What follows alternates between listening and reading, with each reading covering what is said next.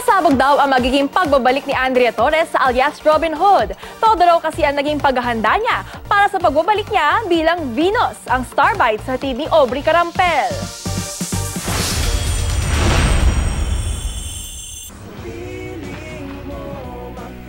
Venus is back. Sexier, fiercer,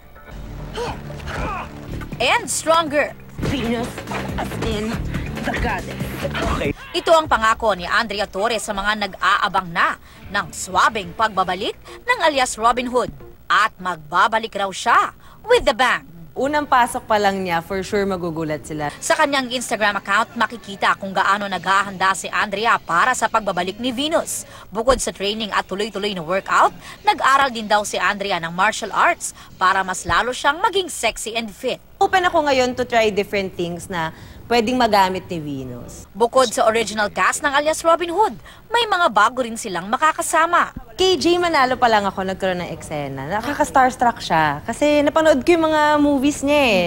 Nasubaybayan ko yung mga ginawa niya before. So parang hindi ko in-expect na makaka-eksena ko pala siya. Magkakaroon pala ako ng ganung chance. Kasi di ba action siya. Yes. Hindi ko naman naisip na magiging malilinya ako sa action din. Maraming araw natutunan si Andrea sa kanyang pagganap bilang si Venus, na larawan ng isang empowered woman. At nang tanungin namin si Andrea kung ano ang sexy para sa kanya, pag confident ka, pag sure ka sa sarili mo, lalabas yun eh. Hindi mo kailangan gumawa ng something na hindi ka comfortable, yung gano'n yung kailangan magsuot ka ng revealing or anything like that. Basta as long as ano ka, may pagmamahal ka. Miniskirt or leather pants? Miniskirt.